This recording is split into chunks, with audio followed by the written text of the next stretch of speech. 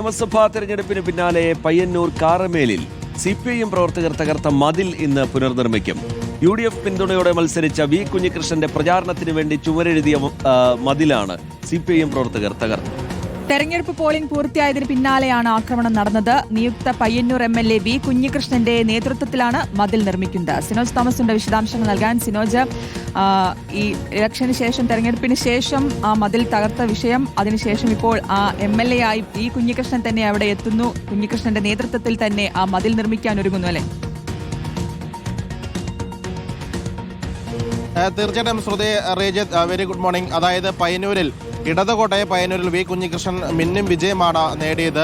ഇടത് ക്യാമ്പ് വിട്ട് അദ്ദേഹം UDF-നൊപ്പം ചേർന്ന ഘട്ടത്തിൽ വലിയ വിമർശനങ്ങളും ആക്ഷേപങ്ങളും LDF-ന്റെ ഭാഗത്തു നിന്ന് ഉയർന്നു വന്നതാണ്. അദ്ദേഹത്തിന്റെ പ്രചാരണ വേളയിൽ ഉടനീളം പരാതികൾ വന്നിരുന്നു. അതായത് അദ്ദേഹത്തിന്റെ പ്രചാരണ സാമഗ്രികൾ വ്യാപകമായി നശിപ്പിക്കുന്നുവെന്ന പരാതി ഉയർന്നിരുന്നു. VD സതീശൻ ഉൾപ്പെടെ ആരോപണം ഉന്നയിച്ചതാണ്.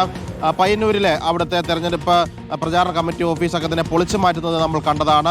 പ്രചാരണ ബോർഡുകൾ മായ്ക്കുന്നതും എടുത്തു മാറ്റുന്നതൊക്കെ തന്നെ കണ്ടതാണ്. അതിനിടയിലാണ് ഈ പോളിംഗ് പൂർത്തിയായ വേളയിൽ KP രേഖ എന്ന് പറയുന്ന കോൺഗ്രസ് പ്രവർത്തകയുടെ കൃഷിഭൂമിയുടെ മതിൽ, ചെങ്കല്ല് കൊണ്ട് നിർമ്മിച്ച മതിലാണ്.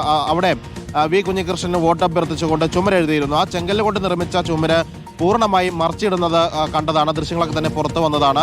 ആ ചെങ്കല്ല് കൊണ്ട് നിർമ്മിച്ച മതിലാണ് ഇന്ന് നിയുക്ത MLA വി കുഞ്ഞികൃഷ്ണൻ നേതൃത്വത്തിൽ പുനർനിർമ്മിക്കാൻ വേണ്ടി UDF പ്രവർത്തകർ പോകുന്നത്. അതുമാത്രമല്ല, പ്രദേശത്ത് ഇടതുകോട്ടയായ പ്രദേശമാണ്. അവിടെ ഇന്ന് പായസ വിതരണം കൂടി നടത്താൻ വേണ്ടി വി കുഞ്ഞികൃഷ്ണനും UDF-ഉം തീരുമാനിച്ചിട്ടുണ്ട്. ശ്രുതി, ശരി. സിനോജ് തോമസ് ആണ് വിശദാംശങ്ങൾ നൽകിയത്.